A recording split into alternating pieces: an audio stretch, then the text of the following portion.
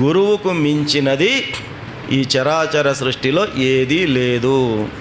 గురువుకు మించినది ఏదీ లేదు. ఇది ఈశ్వరుడు చెప్తున్నాడు. న గురోరధికం తత్వం, న గురోరధికం తపః, న గురోరధికం జ్ఞానం, తస్మై శ్రీ గురవే నమః. అంటే గురువుకు మించినటువంటి తత్వము లేదు. నా గురోరధికం తపః, గురువును మించినటువంటి తపస్సు లేదు.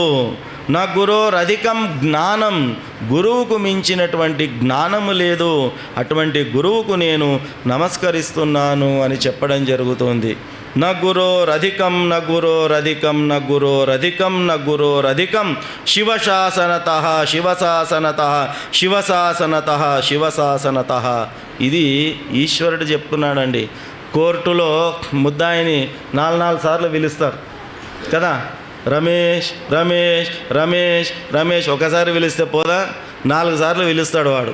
అట్లా శ్రీ పరమేశ్వరుడు కూడా న గురోరధికం, న గురోరధికం, న గురోరధికం, న గురోరధికం శివశాసనతః, శివశాసనతః, శివశాసనతః, శివశాసనతః. ఇది శివుడు వేసినటువంటి శాసనము. ఇది నా ఆజ్ఞ. ఏమిటి?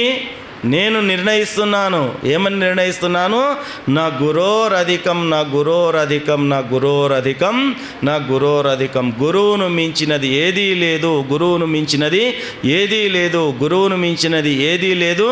ఇది శివుడు శాసనం, ఇది శివుడి శాసనం, ఇది శివుడి శాసనం, ఇది శివుడి శాసనం అని ఒకటి కాదు 4 సార్లు ఒక్కాణించి పరమేశ్వరుడు గురుగీతలో పార్వతీ అమ్మవారికి చెప్పడం జరుగుతుంది.